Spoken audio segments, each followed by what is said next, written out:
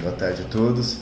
Estou esperando aqui a Camila entrar para a gente bater um papo aqui sobre reprodução, fio transparente.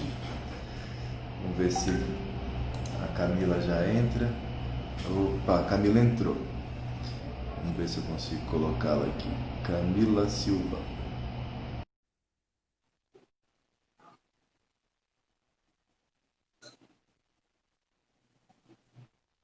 Opa. Oi, Camila. Oi, professor! Tudo Tudo bem? bom?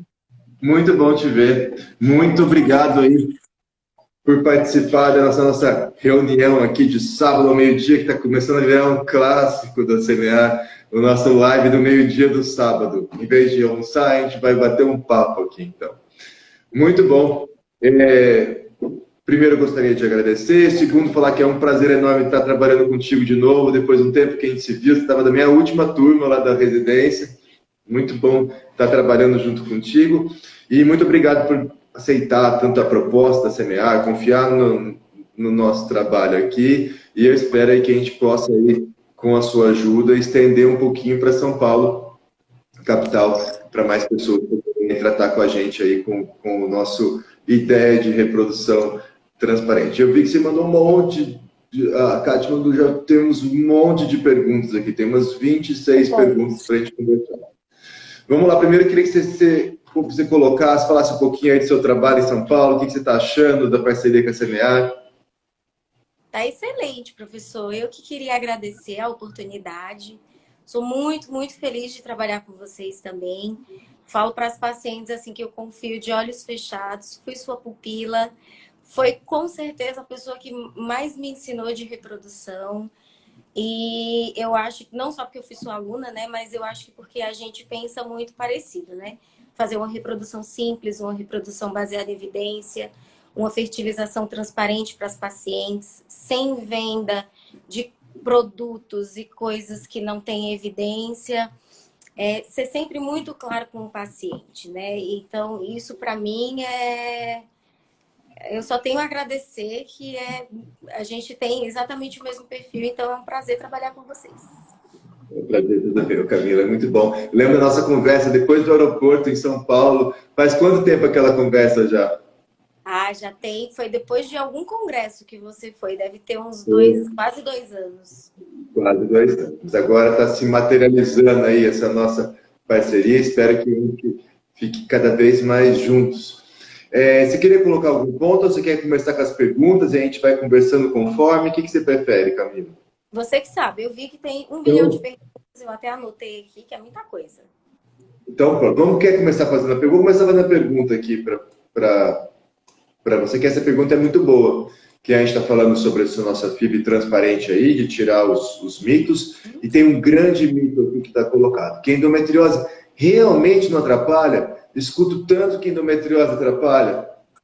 O que você acha aí, Camila, desse ponto? Well, tem muita paciente, teve uma paciente, inclusive, que foi no consultório recentemente, uma paciente que já fez tratamento de fertilização com endometriose, transferiu primeira vez um embrião e não engravidou. E ela chegou com a ideia fixa que queria operar antes de transferir os próximos embriões. Conversei com ela, expliquei, e eu acho que a gente compartilha da mesma ideia que a endometriose nunca foi comprovada que atrapalha a implantação. Ótimo. E a gente tem bastante evidência disso, inclusive. Tem, por exemplo, o maior estudo que eu já vi sobre endometriose foi um estudo publicado nos Estados Unidos, do SART-CORS, que é todos os pacientes que fazem reprodução de lá. E a taxa de sucesso de quem tem da FIV, de quem tem endometriose, é exatamente a mesma daquela de quem tem outras causas de infertilidade. Tá? Qual que eu vejo que é o problema? Todo mundo quer achar o culpado do negativo. Isso. E não tem culpado negativo. Negativo acontece com todo mundo. Mas aí, se é endometriose, fala que é porque é endometriose. Se é porque tem hiperandrogenismo, fala que é SOP, que a causa é esse. Se não, é porque o espermatozoide tem fragmentação, por isso que deu o negativo. É achar o culpado do negativo. Mas o negativo acontece em 50% das vezes. Tá?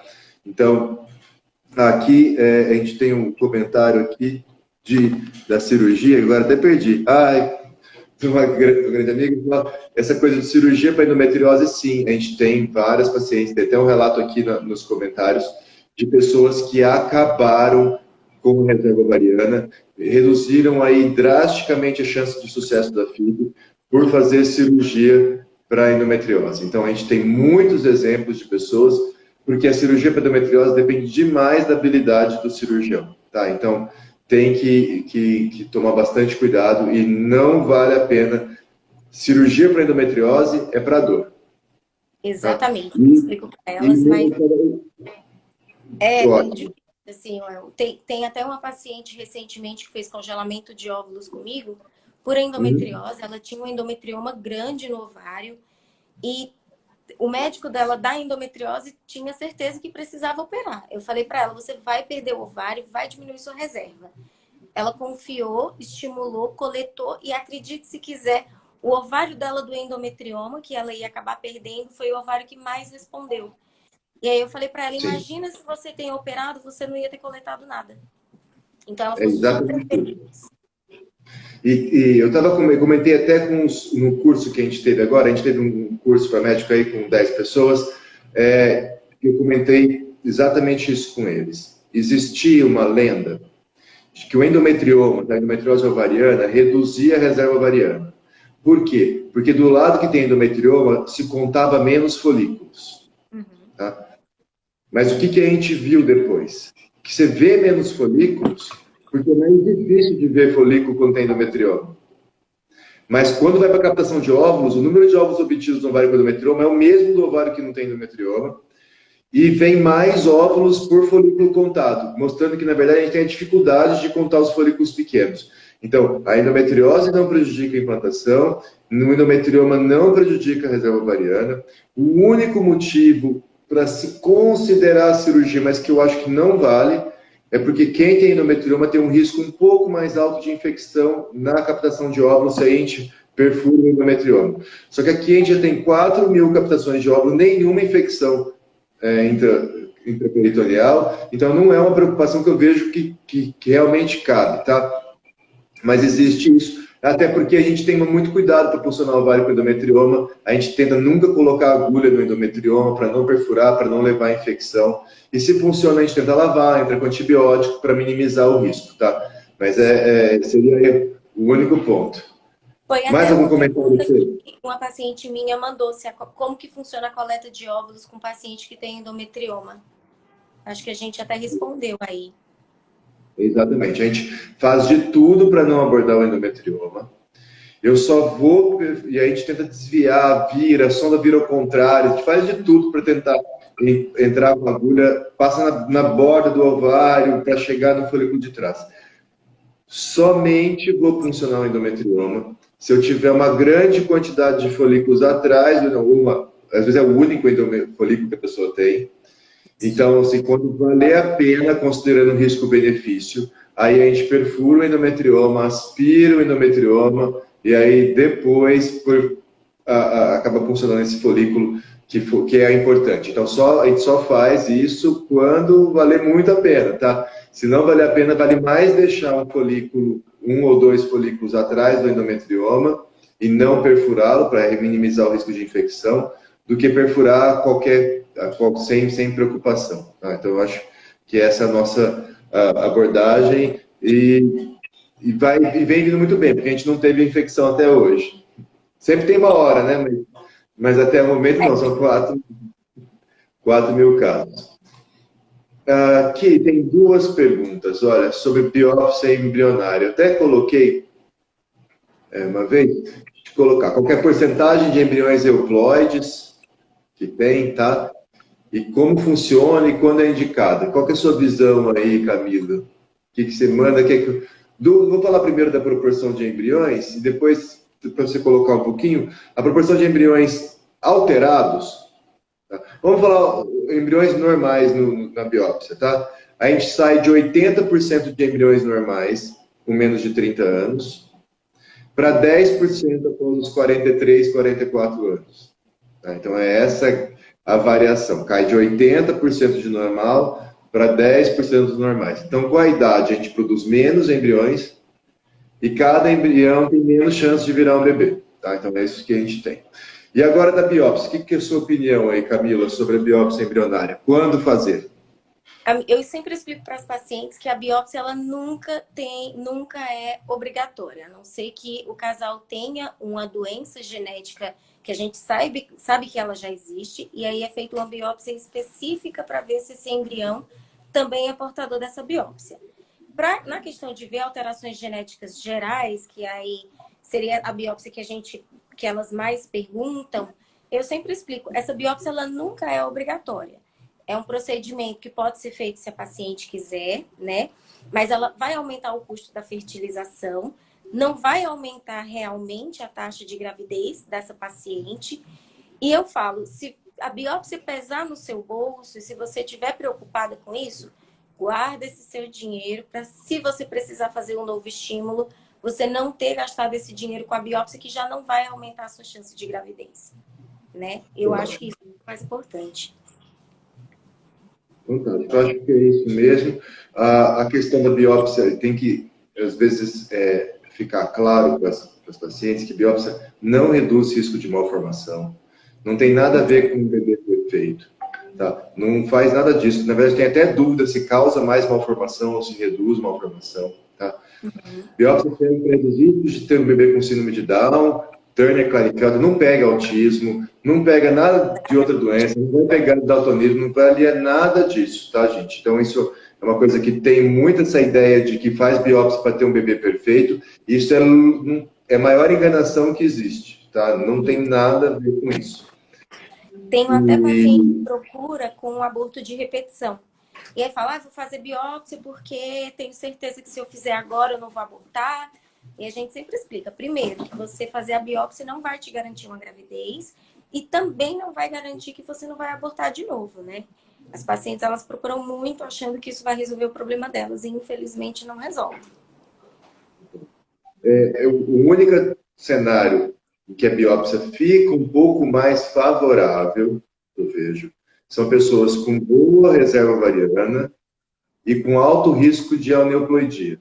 Seja porque a idade está com mais de 40 anos, 42, 44, ou quando um do casal tem uma alteração nos cromossomos chamada de translocação, que aumenta o risco do embrião ter cromossomos sobrando ou faltando. Nesse cenário, a vantagem da biópsia é você gastar menos tempo com as transferências. E às vezes reduzir o risco de um aborto também, que acaba perdendo menos. Se a pessoa engravida e perde, ela perde um tempo, e tempo é muito precioso, tá? Para as pessoas querendo ter um filho. Então, ajudaria às vezes a perder menos tempo. Tem 10 embriões, biopsia os 10, forma 1 normal, 2 normais. Aí, em vez de gastar 5 meses com transferência de 10 embriões, desce para 1, 2 meses. Mas tem custo associado com isso, não é necessário de forma alguma, é só um cenário em que tem uma certa vantagenzinha extra, que você começa a pesar essa vantagem, tá? Então, eu acho que esse é um ponto legal. Aqui tem uma pergunta de baixa reserva em pessoa jovem. 30 anos, mas assim, 30 anos e 3 folículos no total. Eu vi. O que você fala aí, Camila, dessa pessoa? Então, claro que ela deve estar chateada com a reserva ovariana dela, mas mais importante do que só a quantidade de óvulos que ela tem é a qualidade, né? Pacientes jovens têm um potencial de formar bons embriões e não é para desistir de tentar fertilização por conta disso, né? Ótimo. Uma das coisas que a gente tem, então assim, quando a pessoa tem baixa reserva, isso talvez é um mito que existe, eu vou aproveitar para falar disso aqui. Baixa reserva não é indicação de fertilização in vitro. Tá? Não tem que fazer fertilização in vitro baixa reserva de forma alguma. Quem tem baixa reserva tem a mesma chance de engravidar naturalmente do que quem tem reserva ovariana normal e quem tem reserva elevada, e às vezes até mais chance de engravidar natural, porque faz mais ciclos por mês. Então tem um estudo grande com 1.000 pessoas que mostrou que quem tinha baixa reserva engravidava até mais em um ano do que quem tinha reserva normal ou reserva elevada, tá? Então, baixa reserva não é causa de infertilidade, não é indicação para FIV. Baixa reserva é muito pelo contrário. É quando a FIV menos oferece vantagem. Porque se eu consigo captar 40 óvulos, a FIV é fantástica, eu vou produzir um monte de embriões, a chance de sucesso é altíssima.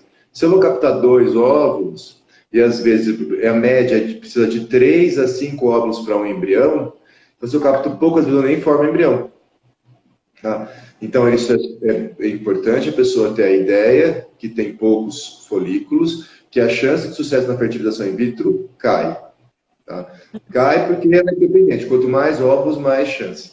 Mas uma pessoa jovem, com baixa reserva, o que a gente vê é que frequentemente consegue ter um filho quando ela pode repetir o tratamento várias vezes. Tá? Então, frequentemente consegue. O que é diferente de quando a gente tem uma pessoa com mais de 40, 42 anos e com baixa reserva. Que o que a gente vê é que raramente essas pessoas conseguem chegar num filho, mesmo repetindo. Tá? Algumas conseguem, mas não é a minoria, tá? A maioria acaba não conseguindo. Alguma diferença? Perguntou a chance de sucesso. A chance de sucesso, obviamente, a gente pode calcular paciente por paciente pela reserva ovariana, a gente tem ferramenta, mas assim, lembrar, chance de sucesso na FIV depende da idade da mulher e da reserva ovariana, principalmente. É isso que a gente consegue prever. Tem outros fatores envolvidos, mas que a gente consegue prever mesmo são só esses dois. Essa pergunta aqui, olha, é parecida com a da endometriose. Ter ovário policístico atrapalha a FIV? Não. Eu não sei porque as pessoas insistem em falar que ovário policístico tem qualidade pior dos óvulos, professor. Me ajuda. É a desculpa do negativo. Então, gente, eu nunca... Tem muita paciente que fala, eu tenho muito, mas eles não prestam, né? Às vezes, paciente de 30 anos, 32 anos, eu falo, gente, quem que colocou isso na cabeça de vocês, pelo amor de Deus? Não tem nada a ver. Nada a ver. Na verdade, é quem tem mais chance de sucesso na FIV. Exatamente. Porque quem tem ovário policístico, eu não gosto do nome. Tá? Eu acho o nome errado, ovário policístico. Eu prefiro falar que é uma disfunção ovulatória associada ao hiperandrogenismo. É um nome meio comprido, mas ele quer dizer mais. É uma pessoa que tem dificuldade de ovular porque tem muito hormônio masculino na circulação. Tá? Então, esse eu acho que é o nome adequado, porque não é um ovário policístico, não tem nada a ver com rim policístico. O rim policístico é uma doença que está cheio de cisto, que vai degenerando. O ovário policístico não é nada, são só muitos folículos. É só uma pessoa que tem muito folículo, quando você estimula, capta um monte de óvulos, capta 20, 30, 40, 50 óvulos, tá? Então, o ovário policístico, ele não atrapalha a FIV, na verdade, ele melhora a FIV. Eu só não gosto do nome ovário policístico, que não é nada disso. Os óvulos têm a mesma qualidade do óvulo que quem não tem. Para mim, é aquela pessoa querer achar o culpado do negativo. Que negativo tem para todo mundo, tem para quem tem ovário policístico também. Aí você fala, não, o seu não deu certo por conta do ovário policístico, achei a causa. E aí a pessoa acaba criando um mito, assim como da endometriose, e aí as pessoas acabam vivendo essa lenda e justificando por que não deu. Então, não atrapalha, até melhor. Até fico feliz quando tem. Quando tem, eu falo, opa, vamos captar muito super feliz, elas não entendem minha felicidade. Eu adoro. Gostaria de saber o que vocês acham sobre de GH em baixa reserva. Vamos lá, eu também tenho opinião, você também tem a sua. Eu acho que não tem evidência que GH melhora a reserva ovariana. Não sei o que tem de novo. Da última vez que eu vi, não tinha evidência. Vocês têm usado aí? Não, é assim, o que eu vejo, tem uma revisão recentemente publicada, uma revisão sistemática em Network, que comparou várias coisas, mas basicamente tem 4 intervenções relativamente testadas para quem tem baixa reserva. Tá? O hormônio do crescimento GH é uma delas, o DHEA é outra delas, coenzima Q10 é outra delas, e testosterona é uma outra delas. Sim. Quando eu analiso o perfil de custo, risco e efeitos colaterais dessas 4, nenhuma das 4 tem evidência boa que funciona, tá? Nenhuma das 4. Mas quando eu analiso o perfil de custo, risco, efeitos colaterais, facilidade posológica, eu acabo, se eu for para escolher uma intervenção para tentar aumentar o número de óvulos, eu escolho a testosterona. Custo é baixo, efeito colateral as pessoas até gostam. Então, assim, é uma estratégia que eu vejo que, se for para eu escutar para usar uma, eu utilizo essa.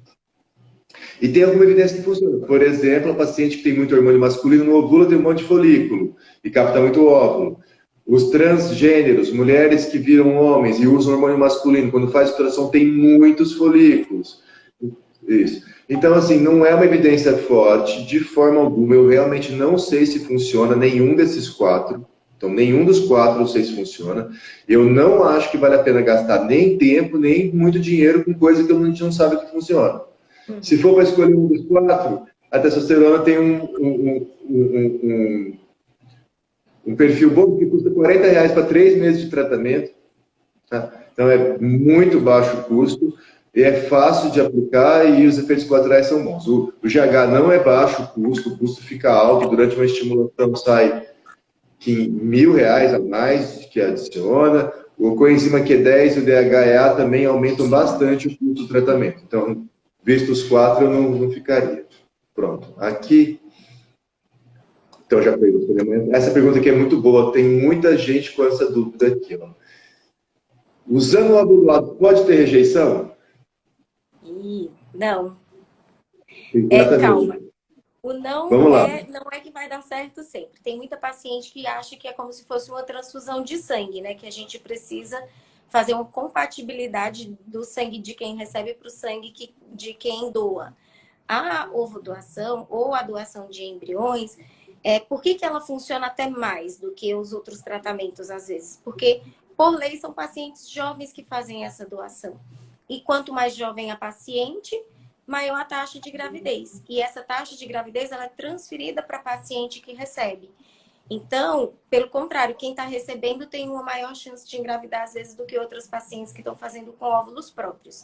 Não existe essa rejeição de, mas o óvulo não é meu, isso nunca foi comprovado.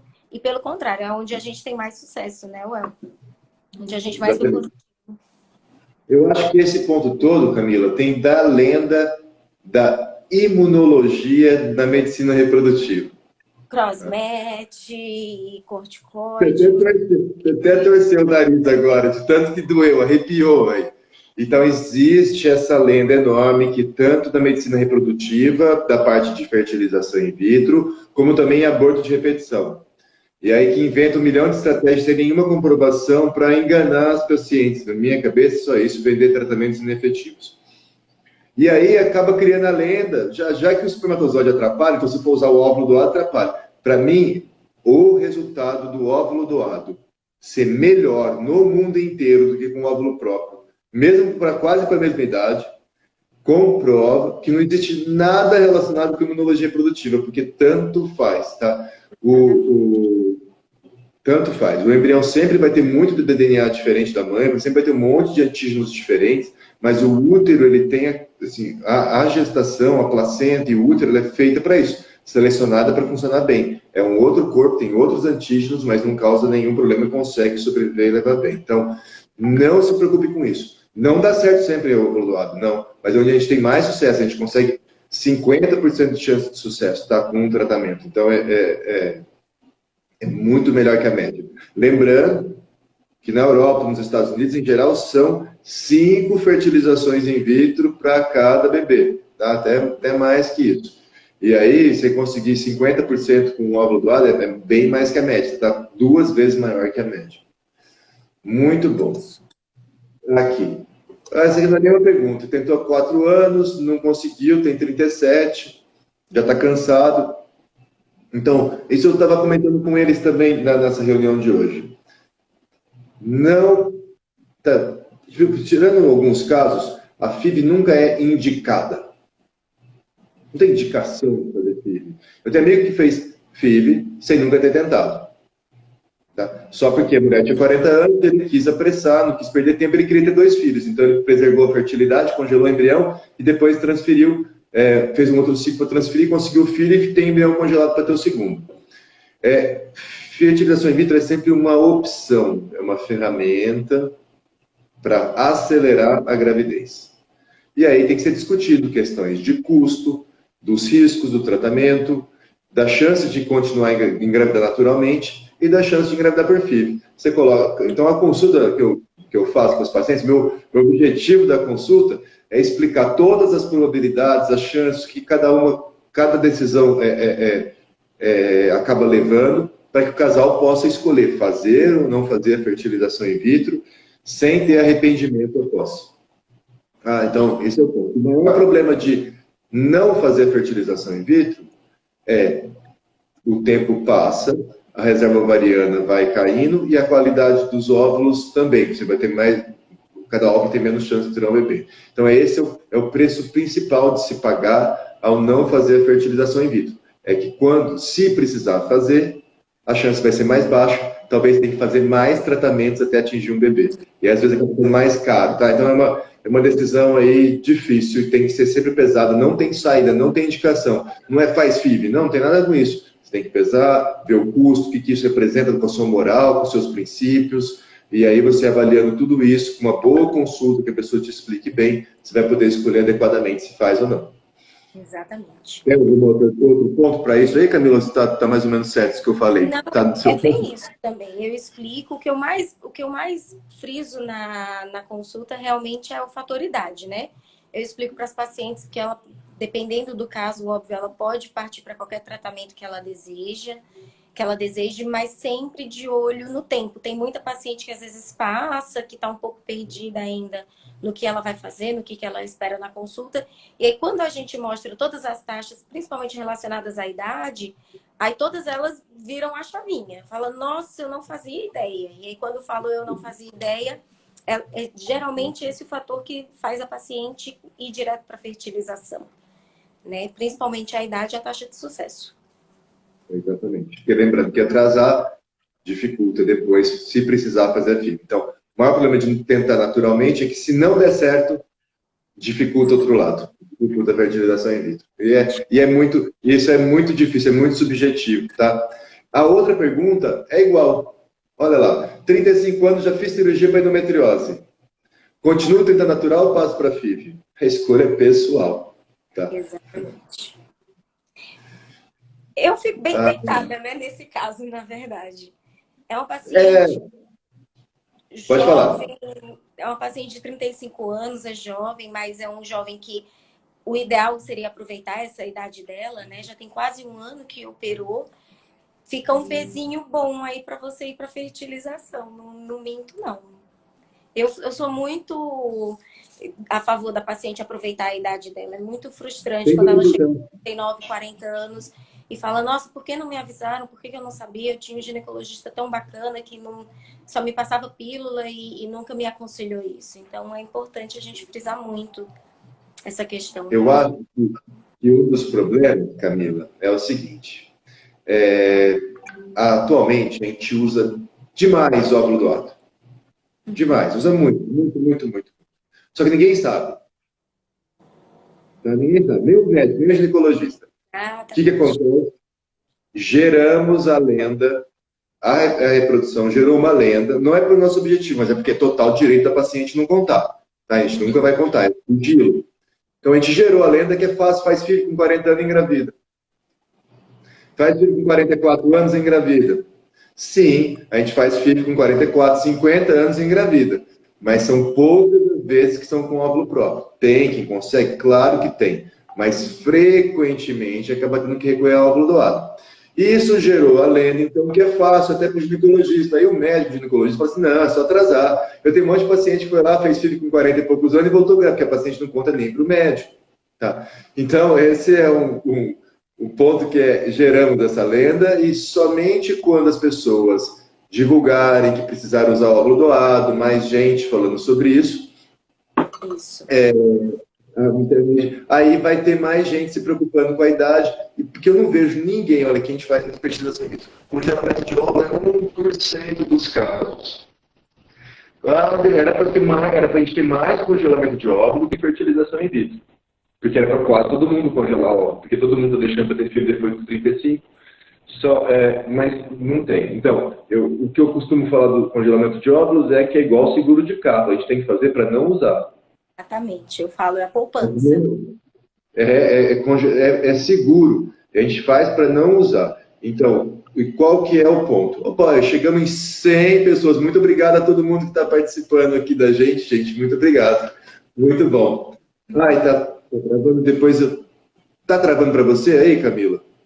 Travou um pouquinho, agora você voltou. Ótimo. Ah, obrigado. Muito bom. Não trava para mim o meu mesmo. Aí, então, a gente tem essa questão de congelamento de óvulos, que tem que ser feito isso, e quanto antes você faz, melhor ele é, porque eu capto mais óvulos e os óvulos têm melhor qualidade, tá? Então tem que congelar, o óvulo dela congelar com 25, 28. E o que eu falo para as pessoas? Como todo mundo está deixando para ter filho com 35 anos ou mais, qual é a chance de não conseguir um filho ao deixar para 35 anos? As pessoas não sabem, mas é 25% das mulheres que deixam para começar a tentar com 35 anos acabam não conseguindo naturalmente. Então, é maior o risco do que bater o carro. Todo mundo faz seguro de carro e ninguém congela o óvulo. Então, é uma coisa que está faltando. Não que seja um problema usar óvulo doado. Não é. Usar óvulo doado é bom, funciona super bem, gera o EP, as pessoas ficam felizes. Mas não é a primeira opção. As pessoas gostariam de manter a carga genética. Então, para isso, é uma coisa que vale a pena estar sempre pensando no congelamento de óvulo. Não para usar, para não usar. Acabamos de falar disso, uma pergunta aqui para você aí, Camila, para mim também, mas que quanto tempo demora para achar uma doadora de óvulos? Depende.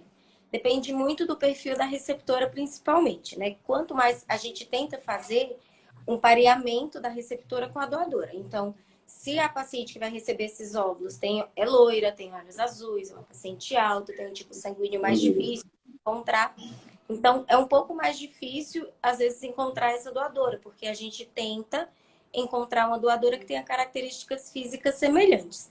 Quando a receptora, ela flexibiliza um pouco mais os critérios dela, porque eu tenho receptoras que são loiras, têm olhos azuis e falam, eu quero para ontem. Então, a gente tenta flexibilizar um pouco. Às vezes, não vai ter com todas as características semelhantes. Então, a gente consegue, às vezes, um pouco mais rápido essa doadora para ela. Então, depende muito mais do perfil. Mas o que a gente tem visto é que tem ido bem rápido até, viu? O pareamento das doadoras com as receptoras. Um mês, assim, né?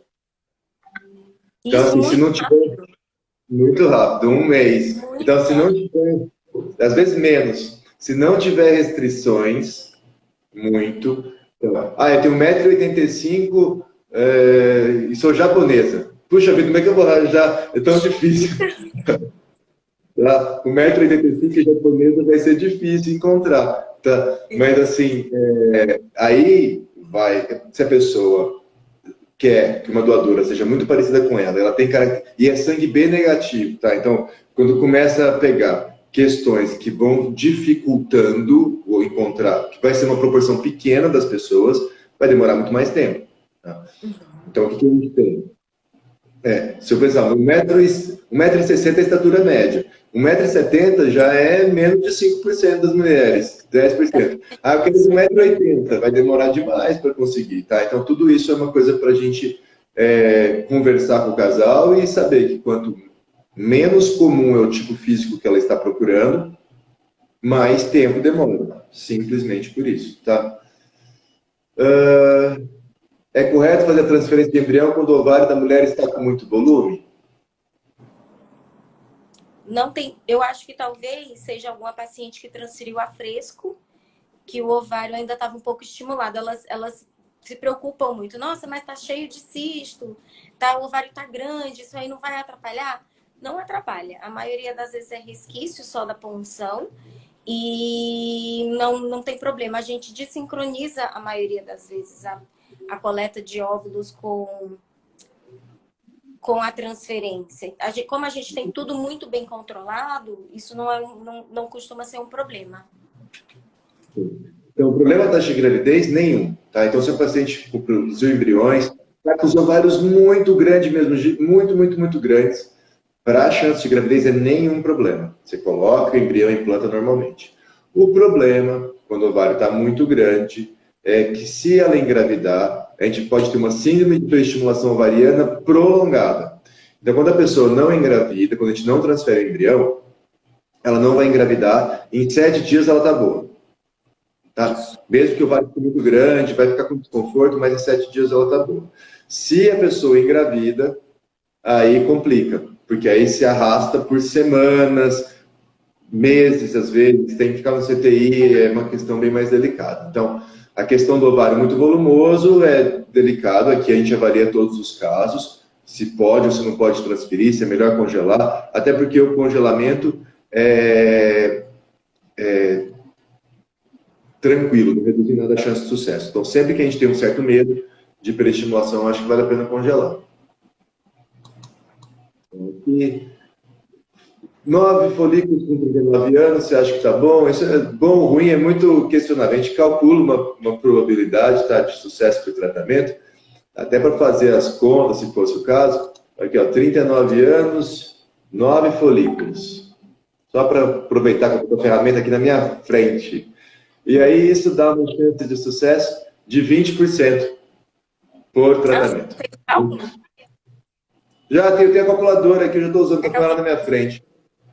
Aí eu botei 39 anos, 9 folículos, 23% de chance de sucesso por tratamento. Tá, então, fácil para a gente fazer quando está com a calculadora na mão aqui. Ó. A gente tem uma calculadora que a gente desenvolveu aqui na CMA, que ajuda. A gente põe a idade, reserva variando e já sai. Então, é melhor falar bom, ruim, 23%. Tá? É muito boa essa calculadora. Nossa, é muito boa, estou feliz. Aí perguntou por que a gente não disponibiliza. Eu estou querendo colocar no site, para a gente disponibilizar no site, mas eu não tenho a habilidade para isso. Vou ver se eu consigo alguém para colocar no site para a gente. Colocar essa calculadora online, que a pessoa coloca e sai a chance, eu acho bacana. Doação de embriões. Sobre doação de embriões. Coloca o seu na live, mas a gente pode falar um pouquinho. O que você acha do tratamento de doação de embriões?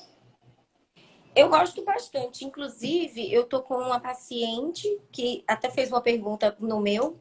É uma paciente com 41 anos que quer fazer uma produção independente e ela perguntou o que ela tinha de opção. Pode ser com óvulos doados e banco de sêmen, doação de embrião, já que ela não tem um parceiro, né? E ela questionou até a adoção. O que vale mais a pena, né?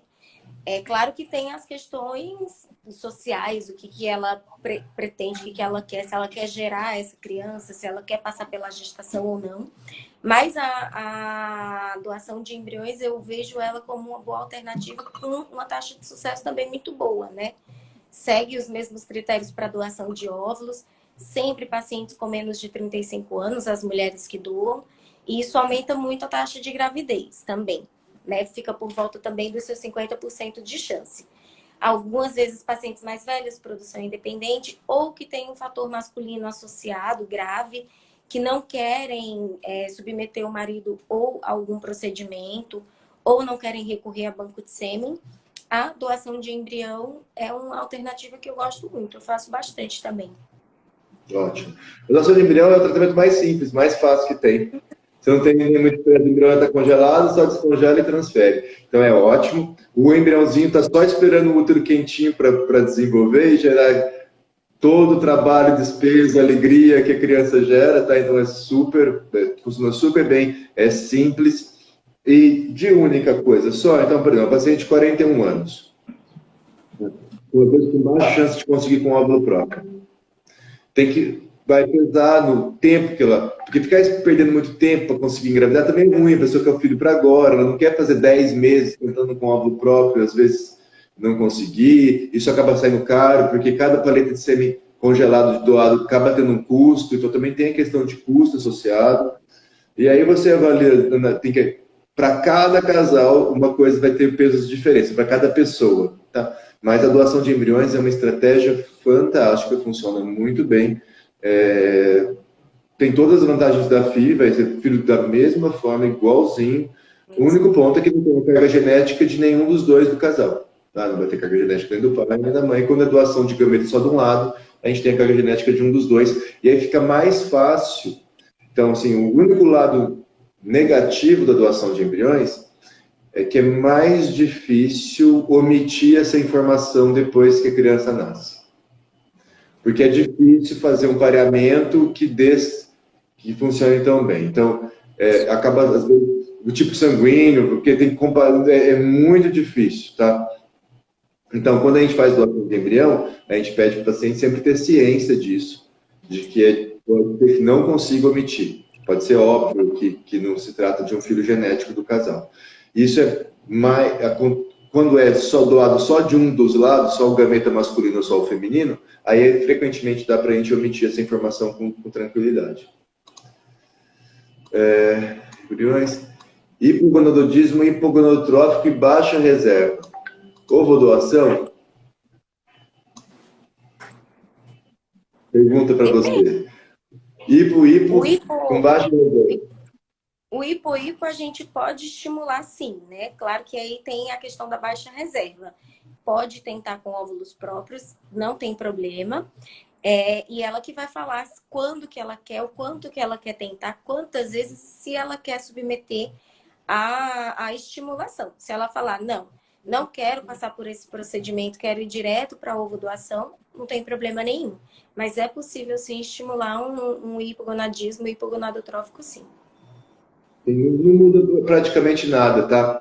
É isso. O ponto de preparo do metrô, a gente fala aqui um pouco também. Vamos lá acabar com essas.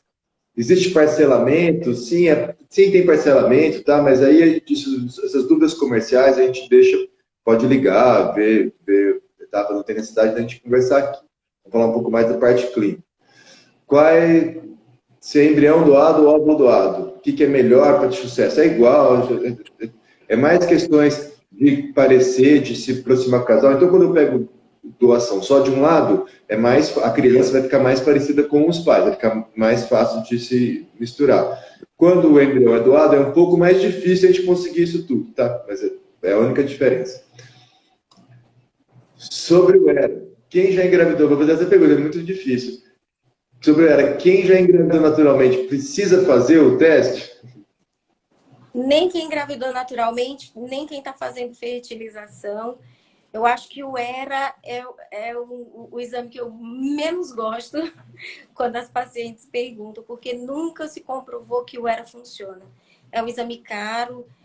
Eu já tive problemas com pacientes que nunca tinham feito tratamento de fertilização, que queriam fazer o ERA antes da primeira tentativa. E assim, é tão absurdo que eu não sabia nem como questionar, como discutir com a paciente. A gente sabe que tem muita coisa aí na mídia, grupo, muita fonte, muita informação sobre o ERA, mas na verdade é que nunca se comprovou que o ERA aumenta em um neném nascido no final das contas. Então, é um procedimento que aumenta muito o custo, nunca foi comprovado que funciona. As minhas pacientes que já fizeram, que insistiram muito, não porque eu indiquei, não engravidaram com ERA. Então... Tem até estudo mostrando que engravida menos. E o que é o ERA? O ERA é um teste que você biopsia o endométrio e manda para análise para descobrir o tempo de progesterona, tá? Para quem não sabe o que é o teste. É um teste feito, desenvolvido, e que nunca comprovou benefício, que custa caro e, na minha opinião, doutora Camila, e de mais todo mundo, não aumenta nada a chance de ter um filho. E se aumentar, pode ser por conta de uma outra coisa, que é a injúria endometrial, que também é um pouco duvidoso que traga benefício ou não, mas tem mais evidência que funciona muito mais do que o ERA, que é você dar uma irritada no endométrio aí, e quando você faz a biópsia, você acaba fazendo isso. Então, esse é um ponto. Não, para ninguém, nem para quem tem transferir 10 vezes não conseguiu fazer, não usa óvulo doado. Deve ser problema ali. Usar óvulo doado sim funciona para quando não engravida muito, tá? Quantas vezes podemos ir para Ribeirão Preto do início do tratamento? Quantos dias precisa ficar? Essa pergunta é boa para a Camila, para falar aqui para a turma. Mais ou menos como é que é essa parte do embrião aí? Então, como que funciona, né? É que as pacientes perguntam muito, assim, mandam um WhatsApp, mandam no direct. Elas acham que quando começa o tratamento aqui em São Paulo, precisa se deslocar para Ribeirão durante todo o tratamento. E não precisa. Todas as consultas, todo o suporte eu dou aqui em São Paulo. Todos os ultrassons de estímulo, que também não são muitos, geralmente a gente faz 2 ultrassons só, são feitos aqui no meu consultório em São Paulo. E só a coleta de óvulos e transferência de embrião é feita em Ribeirão, porque o laboratório está em Ribeirão Preto, né? E a gente ainda consegue fazer isso de uma forma que caia num dia que seja mais cômodo para o casal ou para a paciente. Geralmente, as pacientes têm uma tendência a preferirem o sábado ou o domingo por conta do trabalho. Então, a gente consegue sincronizar e fazer o tratamento de uma forma que a coleta e a transferência de óvulos e de embriões seja feito no dia mais cômodo para o paciente. Ótimo. E é bate e volta, né? Porque de São Paulo para cá, pode pegar o carro, chega aqui, faz captação, pega o carro, volta para São Paulo. São 3 horas, 3 horas e meia de viagem, não tem necessidade nenhuma aí de vir na véspera, exceto quando é muito de manhã. Aí a pessoa, às vezes por segurança, prefere vir na véspera, dorme um dia para relaxar, e no outro dia, às vezes, a captação é 6h30 da manhã, ou 7 horas da manhã, aí vale a pena vir na véspera, faz o procedimento e já dá para voltar no mesmo dia. Tá? Então é tranquilo. E para transferência é a mesma coisa. Né? Bate e volta, vem e volta, não tem necessidade de nada além. Até mais fácil, porque não tem sedação, é muito mais tranquilo. Tem até pergunta aqui, Well, perguntando ir para as pacientes que moram fora do estado ou em algum estado que não tem médico parceiro. A gente consegue fazer até... Eu tenho um paciente no interior de Rondônia, que a gente consegue programar todo o ciclo e ela compra a passagem bem antes, porque são 7 horas da cidade dela até Porto Velho, tem fuso horário diferente do nosso daqui de São Paulo. Ela pega voo, vai para Brasília, São Paulo, e ela compra então com muita antecedência e a gente consegue fazer o tratamento mesmo à distância bonitinho e dá tudo certo. Exatamente. Tem bastante paciente de longe, tem paciente que vem até da Áustria para fazer o tratamento aqui e dá para programar com distância. Então, tempo em Ribeirão Preto é só para os procedimentos, tá, gente? Não precisa nada além. Vamos lá, mais alguma pergunta que você viu aí? Aqui, precisa ficar em Ribeirão Preto, estimulação, não precisa. Paciente do múltiplo, 42 anos, tem certeza que engravidarei. Isso daí tem que ter bastante confiança, vai dar certo. Sim. E aqui, ó, tem uma pergunta, outra que eu também comentei. O estímulo ovariano piora a endometriose? Aí, o que a gente faz? A gente tem estratégia, teoricamente poderia, porque sobe o nível de estradiol, o estradiol pode ajudar a proliferar, porém, a gente faz o clomifeno que a gente utiliza durante a estimulação, protegeria desse efeito, e se for o medo, a gente ainda pode associar letrozol, que aí sim acaba com qualquer potencial efeito prejudicial aí do estímulo ovariano, seja para o câncer de mama, paciente com câncer de mama pode fazer, tá? Seja para a endometriose. Então, dá para fazer tratamento para endometriose sem... dá para fazer estimulação ovariana sem prejudicar a endometriose. Menopausa. Oi? Como é, professor? Menopausa e FIV.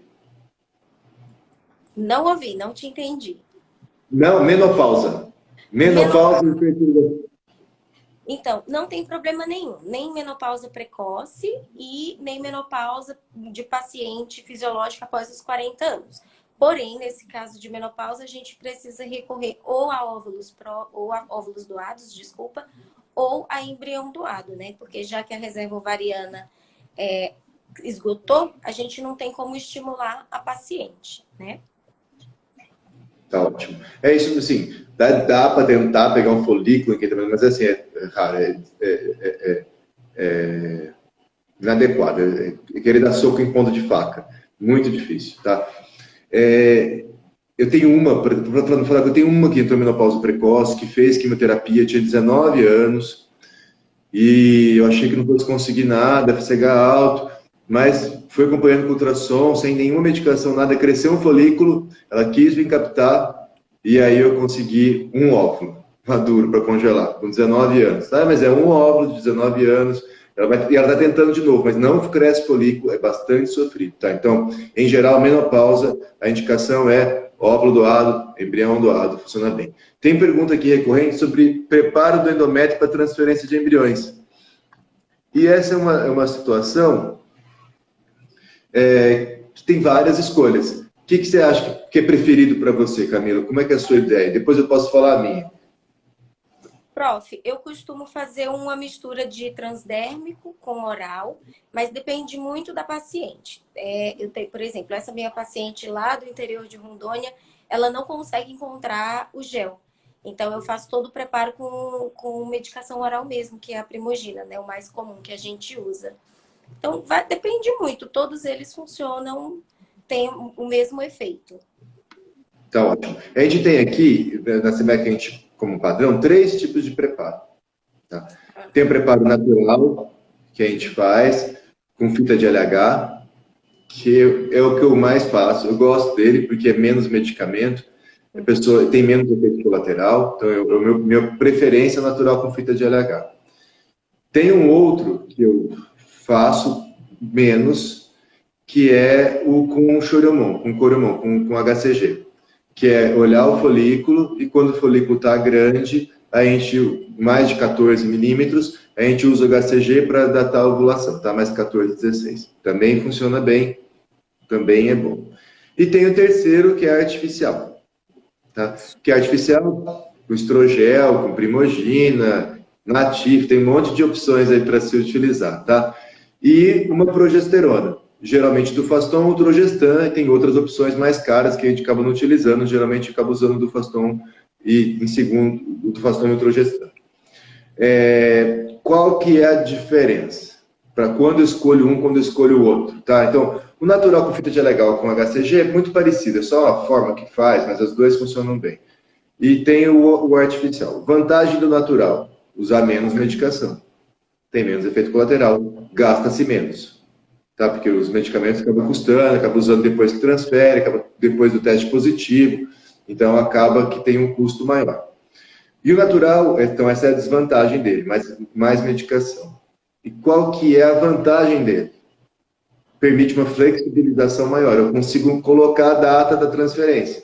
No natural, a gente não consegue colocar a data da transferência. Eu vou depender do crescimento do folículo, tudo mais. Então, é um balanço entre esses dois. E eu prefiro o natural por conta dos outros pontos. De resultado, a gente tem uma evidência leve, alguma dúvida se o natural é um pouco melhor, em desfecho obstétrico, talvez uma taxa de gravidez um pouquinho maior, talvez até associado porque o ovula engravida naturalmente, porque tem paciente que faz FIV que pode engravidar naturalmente e que às vezes a gente transfere embrião e ela engravidou da ovulação dela. Tá? Então, isso também é possível.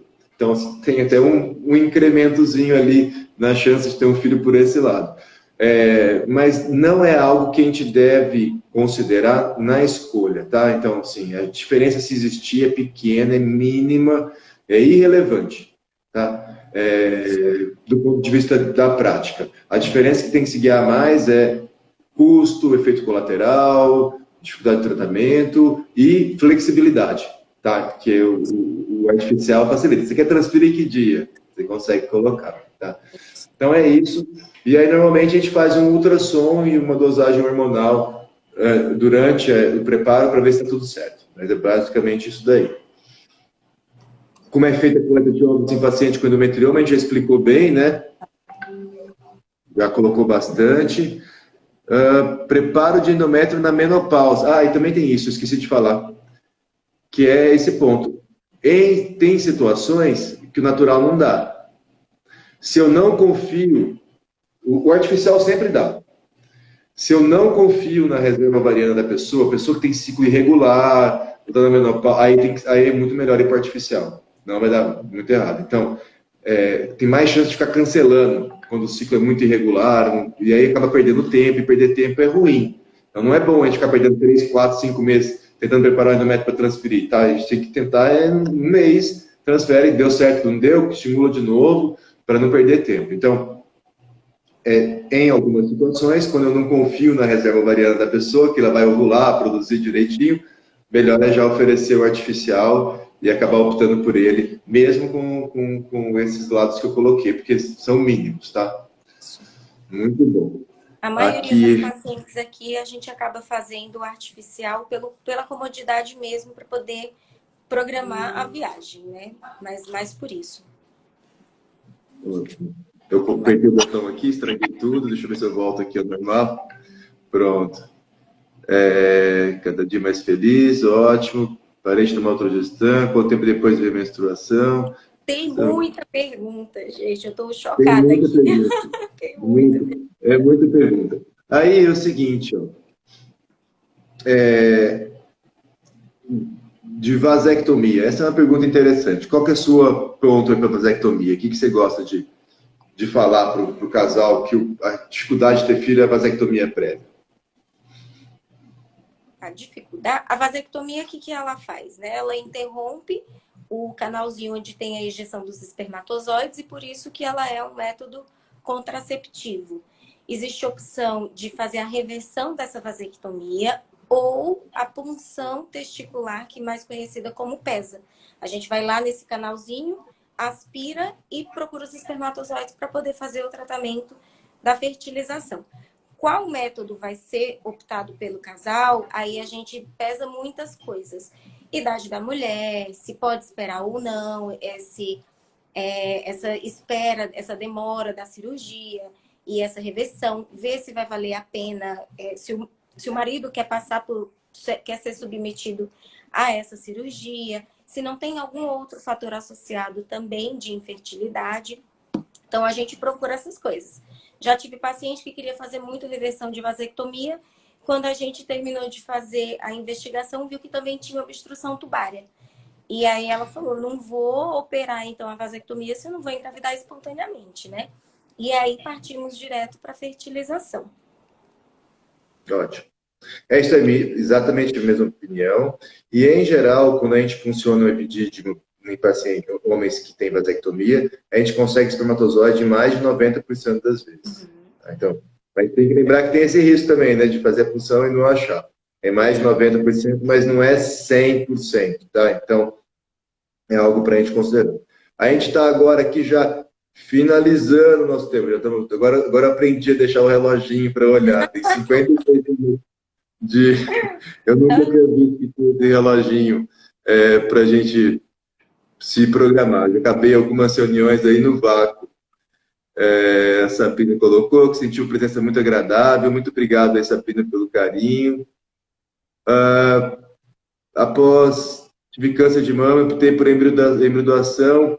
Qual que é o melhor preparo do endométrio nessa situação? Menor hormônio. Então, numa pessoa com câncer de mama, faz mais sentido a gente utilizar o preparo natural do que o preparo artificial para usar menos tempo de hormônio. Então, esse é não é... Até a gravidez produz um monte de hormônio, não é tanto hormônio assim que se usa, tá? Mas se for para uma escolha aí pensando no câncer de mama, aí a gente faria o preparo natural, tá? Então, e dá para fazer também, ela colocou que vai usar a embriorrecepção, doação de embriões doados, mas também dá para fazer com óvulo próprio, com câncer de mama, tá? Se for a escolha do casal, pode se estimular sem risco, sem aumentar o risco do câncer de mama para a pessoa.